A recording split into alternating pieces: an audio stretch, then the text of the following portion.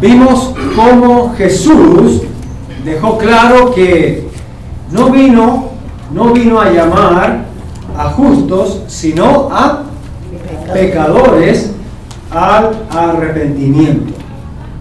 Y muchas veces pensamos que este versículo es solamente para los pecadores, solamente para aquellos que no conocen al Señor. Básicamente, sí, por supuesto. La primera intención del versículo es esa. Pero la verdad, aquí entre nosotros, es que todo pecador, con Cristo o sin Cristo, debe ¿qué? Arrepentirse. Aprendimos algunas cosas muy importantes y vamos a hacer un pequeñísimo repaso. El arrepentimiento nos lleva al punto, ¿alguien se acuerda? Al punto cero. Así es, al punto cero para comenzar una relación con Dios. Si usted quiere renovar su relación con Dios, si usted no está caminando bien con el Señor, hay que ir a punto cero. Punto cero es punto de arrepentimiento. Y ahí usted comienza de nuevo. Cada día podemos comenzar de nuevo con el Señor, con una vida limpia, santa y agradable a Él. Simplemente tenemos que ir y confesar nuestro pecado con convicción, con tristeza y con dolor. Jesús, la otra cosa que aprendimos es que Él sabe que somos pecadores de condición, que el pecado no es una, ¿alguien se acuerda? El pecado no es una enfermedad.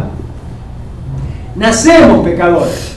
No es que porque pecamos es que nos convertimos en pecadores. Es porque somos pecadores es que pecamos.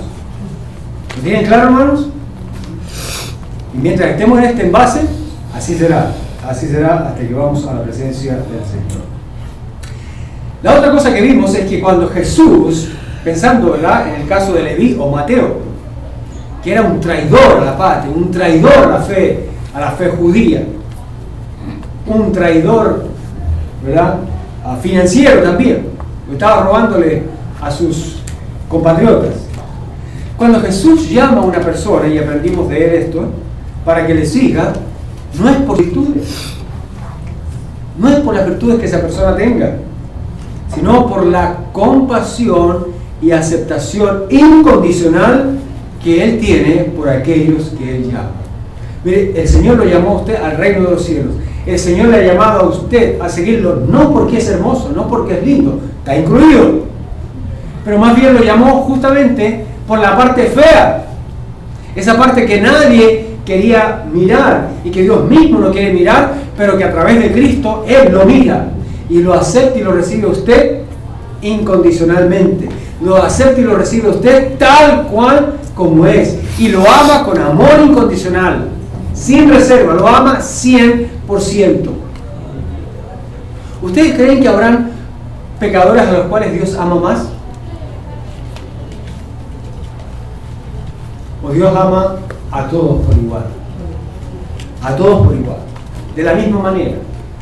La diferencia está entre el amor de nosotros, es que el de Dios es incondicional y es un amor de tal manera, es un amor grandioso, es un amor eterno que no va a cambiar nunca por aquel que Él deposita su amor. Y la cuarta cosa que nosotros vimos en el pasaje del domingo pasado que aprendimos es que Jesús puede llamar a cualquier persona sin importar su condición moral, espiritual, legal, cultural o lo que sea. Él es poderoso para transformar la vida de una persona, de cualquier persona. Así que nosotros no debemos tener ninguna reserva, ¿verdad?, en aceptar a una persona, en acercarnos a una persona. No tenemos que tener ningún pero, por terrible que sea esa persona. ¿Recuerdan los religiosos de la época? Cuando Jesús llamó a Leví, ¿tenían peros? Criticaron a los discípulos, criticaron a Jesús y un poco más, pues ahí mismo mandan al infierno al pobre Leví. Pero gracias a Dios, porque Jesús dijo que Él no había venido a llamar a justos, sino a pecadores al arrepentimiento. Y por eso que tenemos el Evangelio de Mateo. cómo Dios transformó la vida de este hombre, al punto de que fuera uno de los escritores sagrados elegidos para escribir la vida de Jesús. Hoy queremos ver cómo Jesús manejó una situación con un par de sus discípulos para corregir sus actitudes. Por favor, abran sus Biblias. Ahí está. Abran sus Biblias en Lucas capítulo 9, versos 51 al 56. Tienen que ir ahí, ¿verdad? Tienen que ir al pasaje. Lucas capítulo 9, versos 51 al 56. Si lo tienen, me dice amén. ¿Lo encontró? Lucas, Mateo, Marcos, Lucas. Nuevo Testamento. Fácil de llegar ahí. Amén. Dice la palabra del Señor comenzando con el verso 51. Cuando se cumplió el tiempo en el que había de ser recibido arriba, se refiere a la ascensión del Señor Jesús.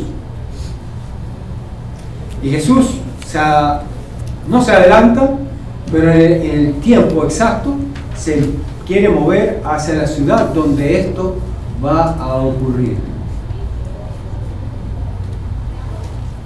Afirmó su rostro para ir a Jerusalén.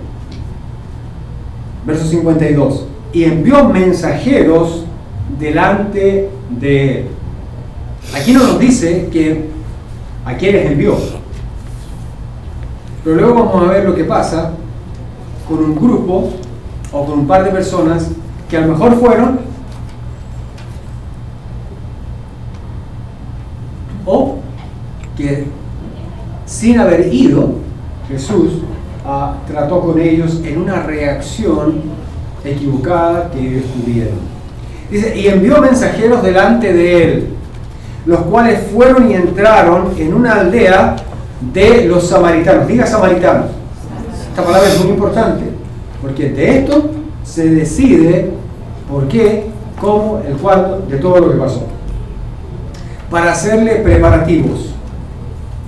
Verso 53. Mas no le recibieron, porque su aspecto era como ir a Jerusalén. Era verdad, Jesús iba ¿a dónde?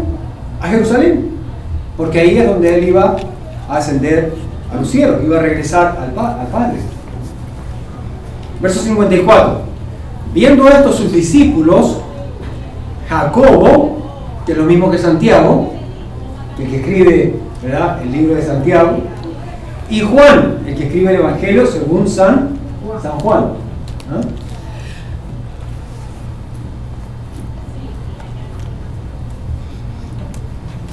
Todavía no. Después veremos porque luego lo vamos a estudiar. Dice, viendo esto sus discípulos Jacobo y Juan dijeron, Señor, ¿quieres que mandemos que descienda fuego del cielo como hizo Elías y los consuma? Paren aquí. ¿Qué pasó? ¿Qué pasó con estos dos compadres? ¿Se emocionaron? ¿Que alguien les puso aquí en los ojos? ¿Alguien les pisó la cola, como dicen por ahí? Algo pasó aquí. Que descienda fuego del cielo, como hizo Elías, el profeta Elías, y los consuma. Está bravísimo. Verso 55. Entonces, volviéndose él, los reprendió, los amonestó, diciendo, vosotros no sabéis de qué espíritu sois, porque el Hijo del Hombre no ha venido para perder las almas de los hombres, sino para salvarlas. Y se fueron a otra aldea. Lo primero que tenemos que hacer aquí, mis queridos hermanos, es tener un poco de información básica, histórica, de los hechos. Geográfica, básicamente geográfica e histórica. Esta aldea samaritana, o esta aldea de Samaria, es parte del territorio israelita. Los judíos y los samaritanos no se llevaban bien, aunque eran israelitas, pertenecían a la nación de Israel. Estaban peleados. Ahora vamos a ver por qué. Los samaritanos, aunque eran de origen judío, estaban mezclados con familias de otros que no eran judíos. Y ustedes saben que en la raza judía, especialmente en los tiempos del Antiguo Testamento, era prohibido mezclarse con otras naciones. Ahora, ¿por qué? ¿Alguien sabe por qué? Les voy a recordar. ¿No? Porque los consideraban impuros.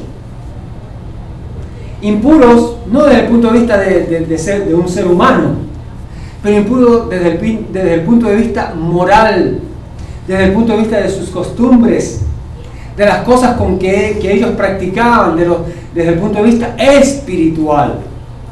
Ellos adoraban a otros dioses, sacrificaban a sus hijos para brindárselos a otros dioses, adoraban imágenes, estatuas, adoraban la naturaleza, etcétera, etcétera. Y esa era fundamentalmente la razón por la cual Dios no quería que ellos se unieran con otras naciones, para que no trajeran toda esa basura espiritual, para que no trajeran todo ese paganismo a Israel y pudieran ellos adorar limpiamente a Dios. Ahora, los samaritanos eran una mezcla. Es una mezcla. Ellos se creían una concesión de Dios, porque Dios los seguía reconociendo de todas maneras como parte de su pueblo. Ahora, esta historia comenzó hace muchos años atrás. ¿Recuerdan cuando entraron en la tierra prometida? ¿No? Dice que 2,5 tribus se quedaron al otro lado del Jordán. ¿Recuerdan? Al otro lado del Jordán. Y que no quisieron ir. ¿No? Y entonces ellos hicieron un altar, lo llamaron un símil. Un altar parecido o comparado con el original que tenían en la tierra prometida de Israel. Ahora, esa porción de la tierra, antes del Jordán, no había sido dada a Israel. Pero ellos la conquistaron de todas maneras y se quedaron, vamos a decir, al lado este. Sería el lado este del Jordán.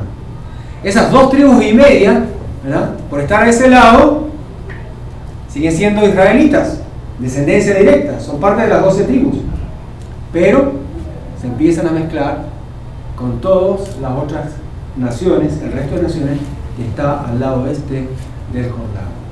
Los judíos con los años empiezan a enojar y a molestar con ellos. Y no solamente eso, ¿no? Llegan los judíos que viven de este lado del Jordán a odiarlos, a odiar a los samaritanos por hacer eso. Era un odio santo, vamos a decirlo así entre comillas, no existe, ¿verdad? No existe el odio santo.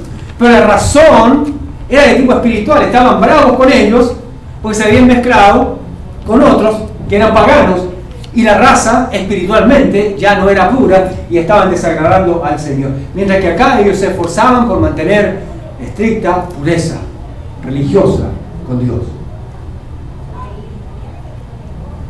También no se llevaban bien porque los samaritanos habían hecho un templo en la ciudad de Jesurín,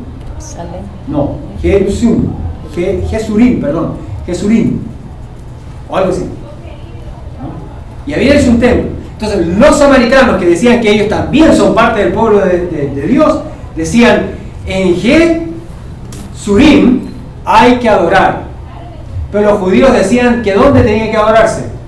En Jerusalén. Entonces había una bronca, no solamente porque se habían mezclado con paganos, sino por el lugar donde había que adorar. Y los judíos los odiaban por eso. Porque ellos entonces no colaboraban con el sostenimiento del templo y la propagación de la fe judía. La otra cosa, no, hay más en realidad.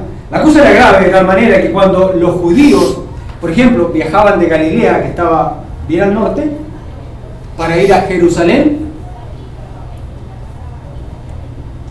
era fácil cruzar porque todo eso estaba lleno de montañas.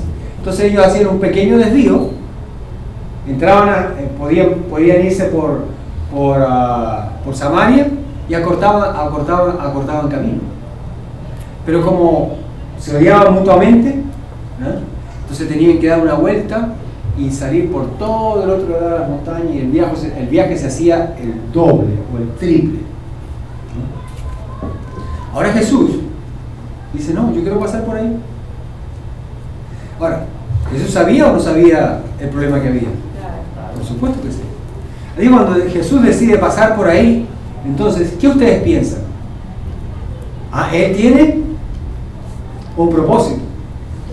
Él sabe lo que está haciendo, por qué lo está haciendo, algo va a pasar que Él lo va a usar para enseñar algo, como siempre el Señor Jesús lo hacía. Dicho sea de paso, hermano, cada cosa que pasa en su vida, Jesús quiere enseñarle algo. Cada cosa. Solamente que nosotros muchas veces no tomamos tiempo para que Dios nos hable, para que Dios nos enseñe, para que Dios nos haga recordar algún versículo de su palabra y hablarnos. ¿Verdad que muchas veces es mejor evitar meterse en la boca del lobo y crear una situación de conflicto? Claro, es mejor evitar. Pero aquí vemos a Jesús, no lo está evitando, Él va directo a la boca del lobo. En otros casos lo mejor es acercarse y ver la manera en que se puede arreglar una situación conflictiva por medios pacíficos. Ahora, cuando Jesús quiere pasar por Samaria, por lo menos por esta aldeita, ¿Él quiere arreglar un problema histórico? No, definitivamente no. Él no vino a cambiar esa cultura, pero vino a cambiar el corazón de sus seguidores. Y hermano, hay una lección para nosotros. Hay cosas que culturalmente, sociológicamente, históricamente no vamos a poder cambiar. Algunas se podrán por la influencia del Evangelio, pero hay otras, hermanos, que van a seguir igualitas. Van a seguir igualitas. Por ejemplo, no sé si ustedes saben que la mayoría de las ciudades capitales de nuestros países, como aquí en Estados Unidos, están diseñadas arquitectónicamente con principios, con mensajes, con fundamentos, con códigos de los masones. Las ciudades, ¿verdad?, están diseñadas así, y están controladas, especialmente las áreas financieras están controladas justamente por ellos, y los edificios, ¿verdad?, donde se da todo el mundo financiero, están justamente dentro del mapa que ellos han diseñado, porque tienen sus convenios, tienen sus códigos espirituales para la conquista del mundo y para hacer un nuevo mundo. ¿Sabían eso? Es impresionante. ¿De dónde creen que sale la película El Código Da Vinci? Ahí tiene un montón de ideas, de las cuales, aunque es una historia, ¿verdad?, acomodada, hay un montón de verdades y realidades que existen y están gobernando las estructuras, no solamente geográficas, urbanas, sino también financieras de muchas naciones. Jesús no vino a cambiar eso. ¿Ustedes creen que lo vino a cambiar? Porque si no, imagínense, tenemos un tremendo problema. No hemos hecho nada, seguimos igual, ¿no? Pero Jesús vino ¿a qué? ¿A cambiar qué? El corazón. El corazón. No importa que todo lo demás siga igual, pero Jesús vino a cambiar nuestro corazón, lo más importante. Siempre hay que buscar la mejor manera de evitar mantenerse en un conflicto. Sin embargo, aquí vemos a Jesús entrando en una situación de conflicto. Así que por estas rivalidades y falta de entendimiento, los judíos mantenían este conflicto histórico sin resolver. Sin embargo, Jesús actuó sin prejuicios. Aquí lo vemos claramente, como Jesús en su ministerio siempre actuaba con determinación y propósito.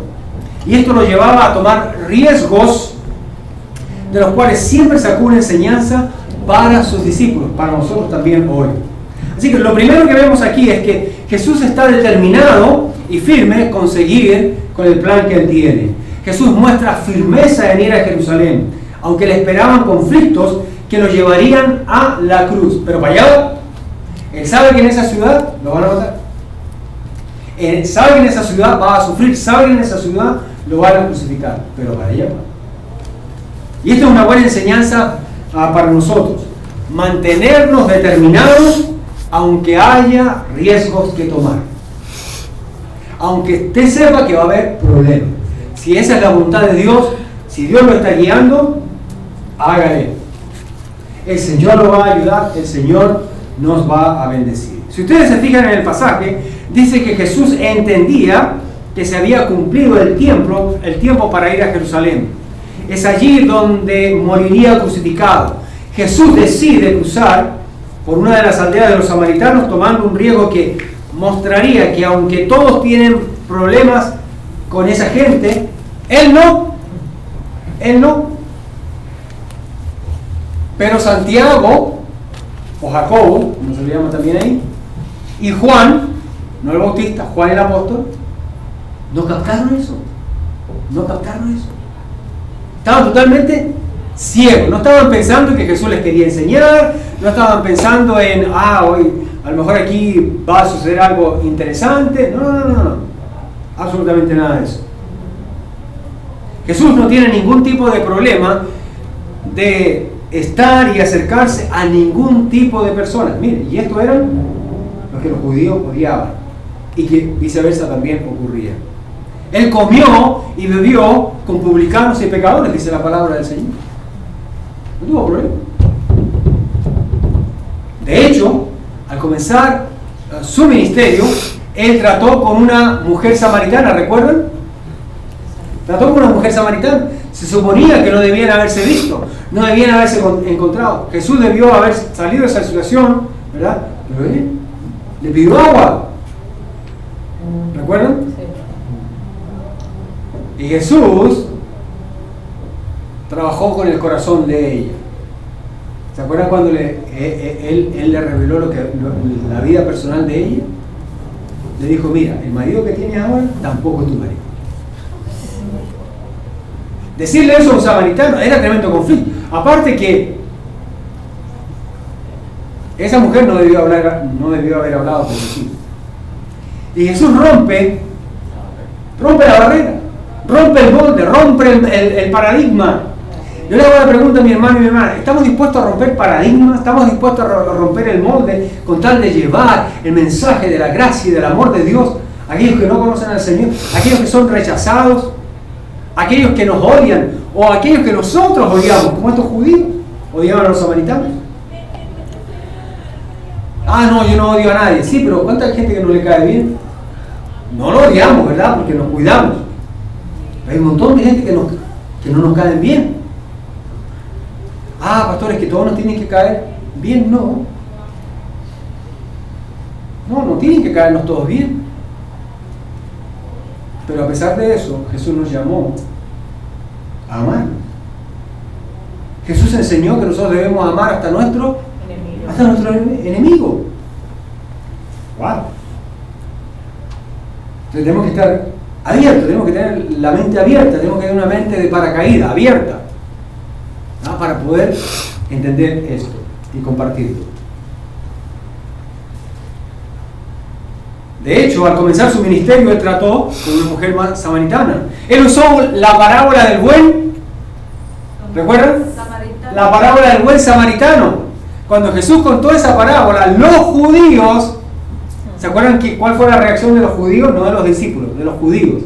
Aunque eso se lo enseñó a los discípulos, ¿no? Y ellos seguramente por dentro, ¿no? ¿De qué me está hablando Jesús? ¿Qué me quiere enseñar Jesús? Porque pone a un samaritano de ejemplo y de virtud, ¿no? Porque recuerden que el samaritano es el que ayuda, ¿verdad? Al que habían asaltado, ¿no? Y los judíos, el religioso, el sacerdote, eran judíos que no hicieron nada.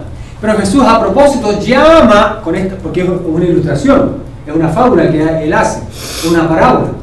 Cita a los samaritanos a propósito Porque Él quiere enseñarles algo. Pero también los quiere honrar. No los quiere separar. Más bien los quiere como integrar. Mire, Jesús no era exclusivista. Jesús era inclusivista. ¿Se dice inclusivista? Inclusivo es la palabra. Mezcla con el inglés, hermano. Uno destruye. Ahora entiendo los pobres americanos cuando quieren hablar español. Jesús era inclusivista. Pongámoslo así. Suena bien. Era inclusivo, no exclusivo. ¿Verdad? A veces nosotros quisiéramos tener, a la mejor gente de la iglesia, los más bonitos, los que están bien. Oye, esa gente no lo necesita, están bien. Créanme, ellos creen que no lo necesitan, aunque nosotros sabemos que lo necesitan. Lo interesante, Jesús vino a llamar al pecador, vino a llamar al comilón, vino a llamar al bebedor, al fumador, al drogadicto, a la prostituta, al que está en algún vicio, al que está esclavo de algún pecado, de alguna cosa. Ay, no, pero si yo lo traigo, aquí me va a crear un problema. No va a crear ningún problema, a menos que usted confíe, por supuesto, en el Señor. Va a haber problemas si usted no confía en el Señor y uno rebaja el Evangelio. Jesús trata de romper el prejuicio de odio de los judíos, de los cuales sus discípulos no estaban exentos. Pensando en esto, no es fácil de manejar cuando uno tiene prejuicios en contra de alguien, ¿verdad? Manejar actitudes. Déjenme preguntarle esto. ¿Tomamos riesgos de fe con personas que no son de nuestro agrado para hablarles de Jesús? Yo me he dado cuenta que muchas veces cuando uno quiere hablarle a una persona del Señor que no conoce, todos tenemos una apariencia. Este es bravo, este es criticón, este tiene cara de ladrón. Yo he escuchado eso. Este tiene cara de... Y ponemos, ¿verdad? Le ponemos un prototipo. Le ponemos una etiqueta. Y una vez que ya lo tenemos bien etiquetado, tomamos una decisión. ¿Le hablamos o no le hablamos? Mire, y esto es instantáneo. Decimos, este me va a rechazar, este tiene cara de bravo, este tiene cara de criticón. No, si yo le digo algo, me va a decir que no. Pero nosotros no sabemos hasta que se lo digamos, hasta que le hablemos del Señor. No sabemos cómo va a reaccionar. Y aún si reaccionara mal, nosotros hemos hecho lo correcto. Y eso es lo que Jesús también quiere enseñarles con esta situación. Aunque la gente reaccione mal en contra de ti, aunque ustedes no lo reciban, ustedes no tienen por qué rechazarlos. No tienen por qué tratarlos mal. No tienen por qué desearles nada malo. Tienen que seguir teniendo compasión y misericordia por ellos. Porque mientras tengan vida, tienen una oportunidad. ¿Amén? Nos damos cuenta cuando Dios quiere acercarse a la vida de una persona, aun cuando a nosotros no nos parece que tiene necesidad. Nosotros no sabemos. Hay gente que parece en estos tiempos muy feliz, pero en realidad no lo está. La segunda cosa que vemos aquí es que Jesús tiene firmeza con sus discípulos al darles la dirección apropiada para sus vidas y desarrollar un carácter guiado por Dios. Los discípulos fueron enviados por Jesús para que todos pudieran pasar la noche o el día en algún lugar donde pudieran comer y descansar del viaje. Los discípulos, ¿verdad? El pasaje nos dice que la gente de aquella aldea no lo recibieron. No lo recibieron. No recibieron ni a los discípulos ni a Jesús. Ahora, estoy seguro que esto a cualquiera le duele. Oye, pues este es mi rey. Yo sé que este es el Mesías. Yo sé que es Dios hecho hombre. Estoy diciendo que no. ¿Cuál es el problema de esta gente? No se pone bravo. Es normal. Es natural. Pero ¿qué Jesús hace con esas reacciones normales y naturales que nosotros tenemos? Aparentemente no hubo maltrato de ninguna índole por parte de los samaritanos de esta aldea. No los botaron de la ciudad, solo les dijeron, miren, ustedes no se pueden quedar aquí, no pueden y no deben pasar por aquí. Como diciendo, ustedes ya saben para qué vienen, ¿no? Y eso fue todo, eso fue lo máximo, ¿no? Los discípulos y Jesús debieron esperar, ¿verdad? Por causa del conflicto histórico que había entre ellos. Pero el pasaje que estamos estudiando no nos da ningún indicio de que los samaritanos de aquella aldea fueran agresivos con ellos. No. Simplemente no lo recibieron. No lo recibieron. Claro, los discípulos tomaron esto como un asunto personal. Y se molestaron. Se molestaron bastante, ¿no? Pero Jesús no se molestó. Eso a mí es lo que más me llama la atención de esto. No tanto que ellos se hayan molestado, que Jesús no se molestó. Que Jesús estaba en control completo de la situación. Jesús estaba preparado para este rechazo. ¿Por qué los discípulos no estaban preparados para este rechazo? Porque no se prepararon para el rechazo. Valga la redundancia. ¿Está usted preparado para el rechazo? Mire, le voy a decir algo. Ninguno de nosotros está preparado para que nos rechacen. Nos duele cuando nos rechazan, cuando no nos aceptan. Nos enojamos y queremos hasta vengarnos, hacer algo. Este me la va a pagar. Es normal, es carnal. Esa es parte de nuestra naturaleza. Pero Jesús no se molestó. Yo sé por qué Jesús no se molestó. Porque a pesar de que los judíos odiaban a esa gente, Jesús los amaba. Mire, cuando usted ama a alguien, no importa que sepa que esa persona le odia, usted no tiene problema. El problema es de la otra, no suyo. Punto. Jesús estaba tranquilo y estaba claro en eso. Curiosamente, en la historia de Samaria, escuchen bien este dato que les voy a compartir ahora. En la historia de Samaria, el profeta Elías, estamos hablando de años antes de que Jesús pasara por ahí con los discípulos, el profeta Elías también pasó por Samaria. Y el profeta Elías, no sé si fue en esa misma aldea o ahí en esa misma provincia de Samaria, ¿saben lo que hizo el profeta Elías? Ahí mismo mandó fuego del cielo.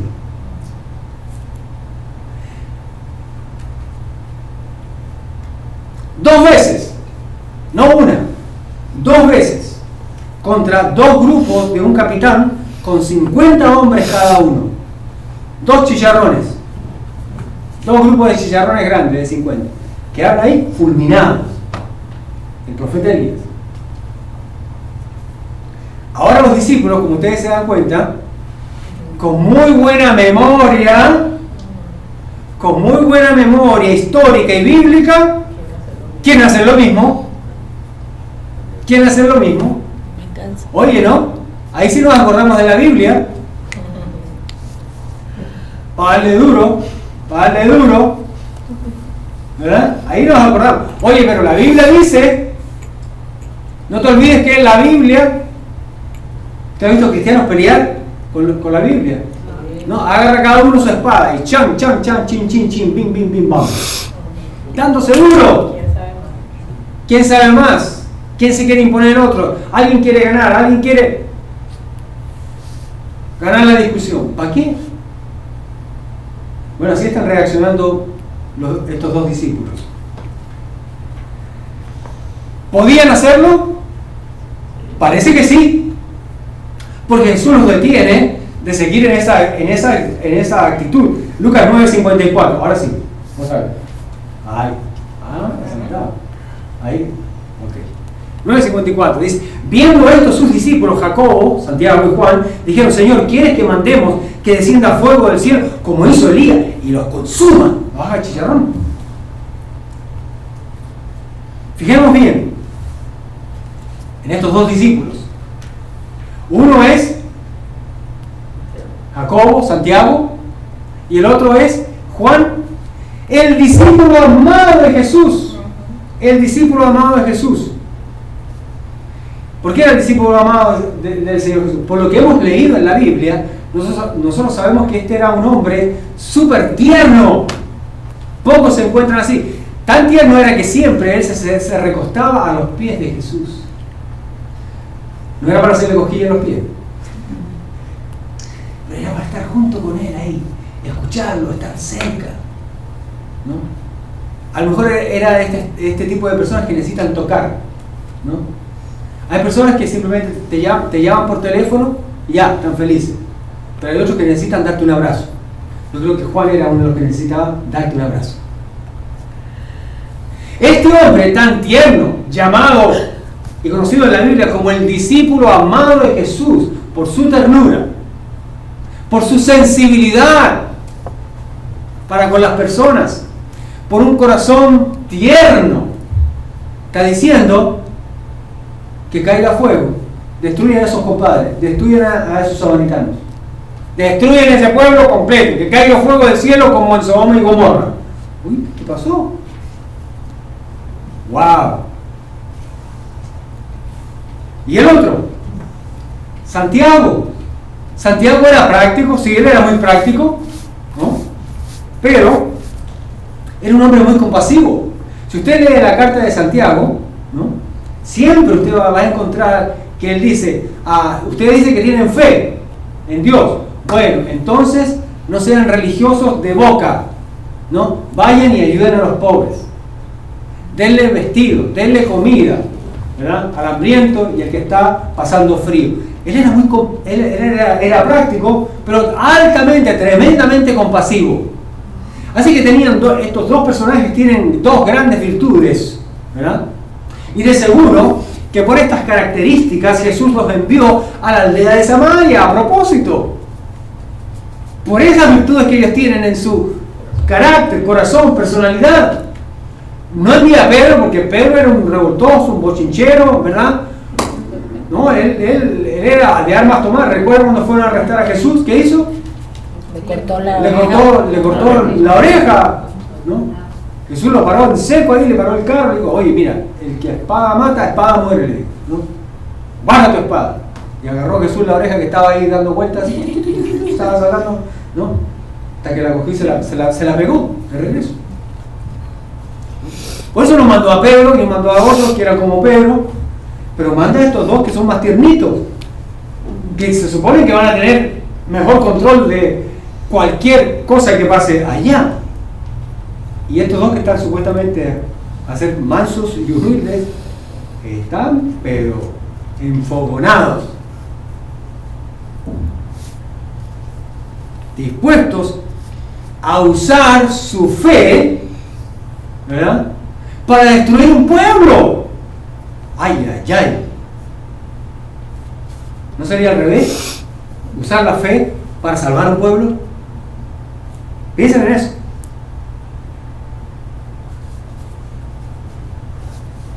Un cambio de carácter total. Mandemos fuego para que los consuma. ¡Wow!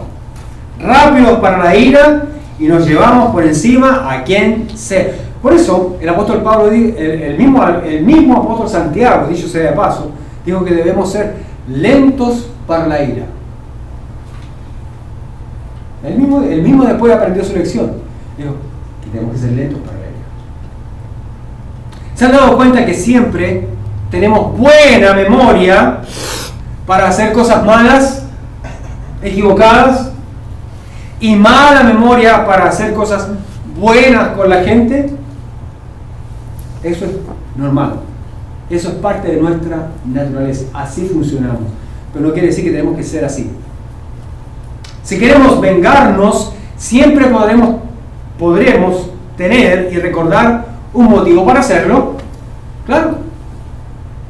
Si queremos hacer algo por gratitud, nos cuesta más recordar el bien que alguien nos ha hecho. Si hiciéramos aquí una lista, recuerden las cosas malas que han hecho y recuerden las cosas buenas que le han hecho. ¿De cuál se va a acordar más rápido? De las malas. De las malas. Es impresionante el grado de fe que tienen en esos momentos estos dos discípulos. Fe para destruir un pueblo por completo y hacer que caiga fuego del cielo. Dios mío. ¡Wow! Ellos tomaron muy en serio la autoridad y el poder que Jesús les dio para hacer el ministerio y llevar a cabo su misión, pero equivocadamente. Mire, Lucas capítulo 9, versos 1 y 2, un poquito para atrás, en la Biblia, no en la pantalla. No. Adelante, el pasaje que sigue, hermano. ¿El que sigue?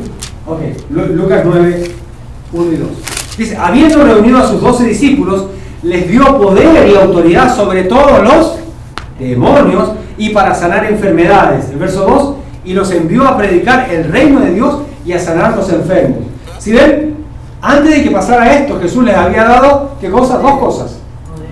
Autoridad y poder. Poder y autoridad. Ok, ¿pero para qué? Para sanar enfermos. Para echar fuera demonios y para sanar enfermos, para hablar del reino de Dios, ¿verdad?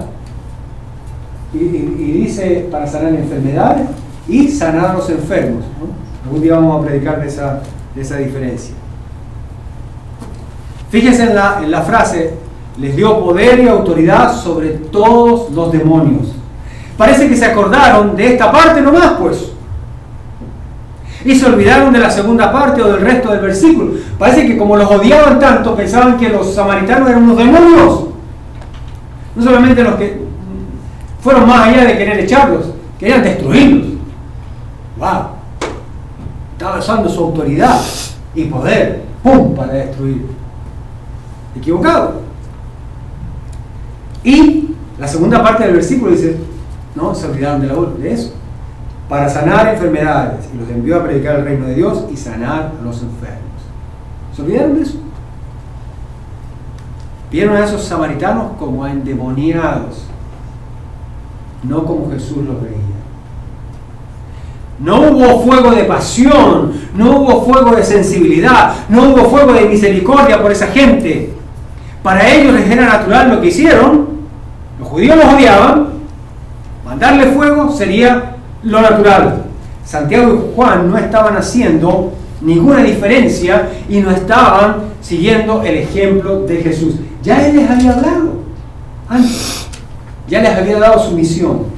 Qué peligroso, mis queridos hermanos y hermanas, es usar el poder en una manera equivocada. El poder sin compasión es abusador y corrompe. ¿Cuántos saben eso? Claro. Ellos no son el profeta Elías, y la razón que tuvo Elías para hacer lo que hizo fue totalmente distinta, dicho sea de paso. El rey Ocosías, en el tiempo de Elías, aún siendo judío, era un rey que no buscaba a Dios, era un rey bien pagano, aunque era judío. Y estaba su trono, ¿verdad?, ahí en Samaria. Este rey no buscaba la dirección de Dios para su vida y reinado a través del profeta de Dios, ¿verdad?, como era la práctica en aquellos tiempos. Todos los reyes se acompañaban del sumo sacerdote o de un profeta para gobernar la nación. Ocosías hacía lo que le daba la gana y nunca llamó a Elías para que lo ayudara a gobernar la nación. Por eso Elías mandó fuego del cielo contra esas dos compañías de soldados, ¿verdad?, que fueron prácticamente a buscar por la fuerza a Elías. Porque Elías le dijo, como él se había quebrado los pies, ¿verdad?, le dijo, ¿acaso no hay Dios en Israel?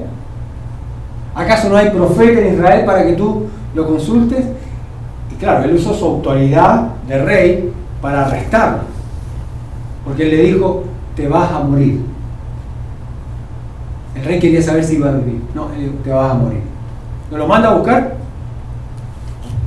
Entonces, el profeta Elías manda fuego del cielo, ¿verdad?, para mostrar que él sí era un hombre de Dios.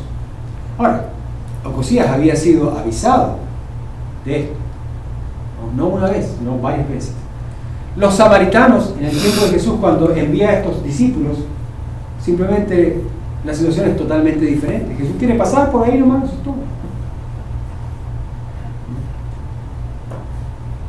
En este caso Josías no hizo caso, y el profeta, pues no, para mostrar que el poder de Dios y que él es un hombre de Dios al cual el rey debió haber llamado, hace esta manifestación extrema de poder. Y aún así no se arrepintió y murió el rey Josías. El poder y la autoridad que Jesús les dio tenían un objetivo diferente para los discípulos. Ellos no tenían que mostrar que eran profetas. Su misión era ayudar y bendecir a la gente en sus necesidades y predicar acerca del reino de Dios con amor y compasión, ¿ah?, por los necesitados. Y en tercer lugar, lo que vemos aquí en este pasaje es que Jesús muestra la misma determinación y firmeza de amor con aquellos que necesitan salvación. Jesús les tiene que llamar la atención a Santiago y a Juan. Lucas capítulo 9, versos 55 y 56. Entonces, volviéndose él, los reprendió diciendo: vosotros no sabéis de qué espíritu sois, pero el Hijo del Hombre no ha venido para perder las almas de los hombres, sino para salvarlas. Y se fueron a otra aldea. Eso era todo. Jesús les dijo: mire, vayan y prediquen. Si no lo reciben, sacúdanse el polvo de los pies y vayan a otro lugar. No. Y dejen que Dios se encargue de ellos en el día del juicio. Ustedes no tenían que hacer, no tenían que maldecir, no tenían que tirar fuego, no tenían que hacer nada. Y parece que eso se les olvidó. ¿Y qué es lo que Jesús reprende? Bueno, él reprende a los dos discípulos por su deseo de venganza. Mire, la venganza no es buena consejera de la justicia, solo es buena consejera del orgullo. ¿Cuántos saben eso? ¿Nada más? Nada más. No sé si lo tenemos ahí en la pantalla, ¿no? El siguiente. Sí lo tenemos. La venganza no es buena consejera de la justicia, solo es buena consejera del orgullo. Acuérdense de eso. Cuando usted quiere vengarse, cuando usted está pensando, este me la va a pagar, o cuando usted no dice eso, pero simplemente usted registra lo que pasó, lo anotó, usted no lo quiere olvidar, no lo quiere pasar por alto, es porque usted ha sido herido en su orgullo. Y su orgullo está promocionando que usted grabe, que usted no se lo olvide. ¿Y por qué usted graba y por qué quiere que se lo olvide? Porque tarde o temprano, más adelante, cuando se dé la oportunidad, entonces vamos a hacer algo. Y vamos a sacar de atrás el cuchillo, la garra y lo que sea, ¿verdad?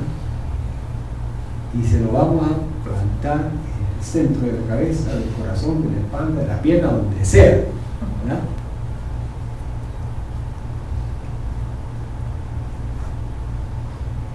Jesús los amonesta y al mismo tiempo les aclara cuál es el ánimo que lo mueve a Él, cuál es su misión en este mundo.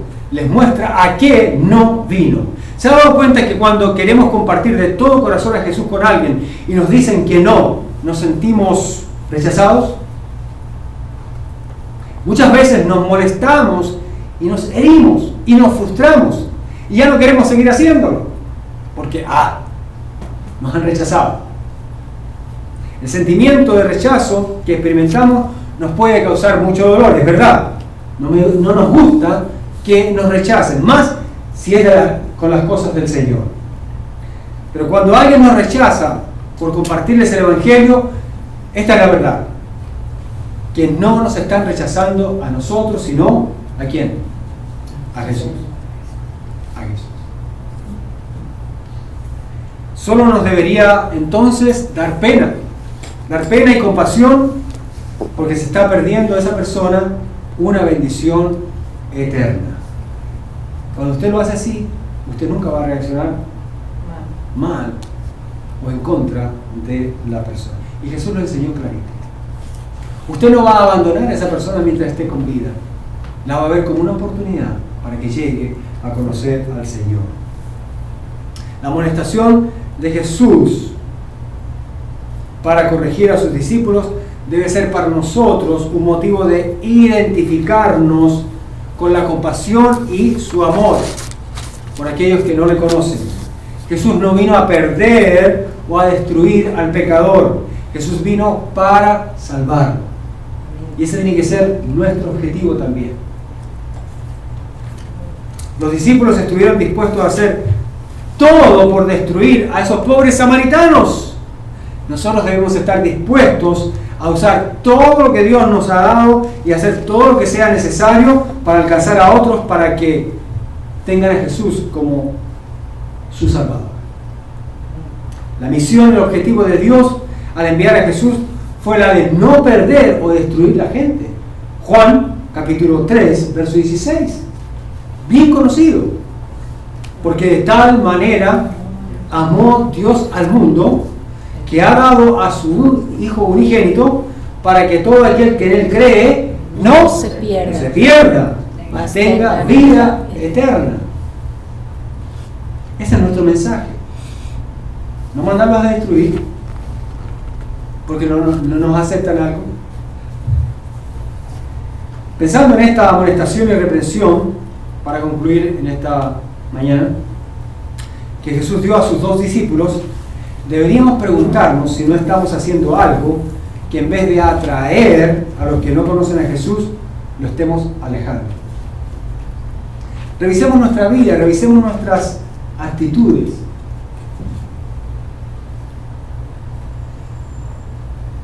Quiero que piensen en algunas preguntas que voy a poner en la pantalla, una a una, son varias. Y les voy a dar un par de segundos para que usted las mire, ¿no? ¿Cómo evitar, la primera pregunta, cómo evitar ser tropiezo para que alguien sea salvo? Según lo que aprendimos aquí. Usted mismo contéstese. ¿Cómo evitar eso? Otra pregunta. ¿Cómo manejar situaciones de conflicto cuando queremos alcanzar a alguien para Cristo? Permita que Dios esté en control de su carácter, de su ánimo. Aunque a veces la gente le sale con preguntas difíciles, agresivas y muchas veces poco corteses o hasta insultantes. Aquí tenemos una situación que no debemos hacer, que nos enseña este pasaje. Otra pregunta. ¿Cómo diferenciar el celo santo con el orgullo y el deseo de desquite y venganza personal? Otra pregunta. ¿Cómo pensar más en las personas que en lo que ellos hacen?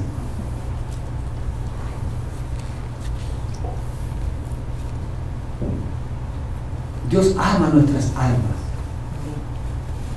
Y eso incluye el alma de aquellos que no conocen al Señor, también las aman. Por eso envió a Jesucristo.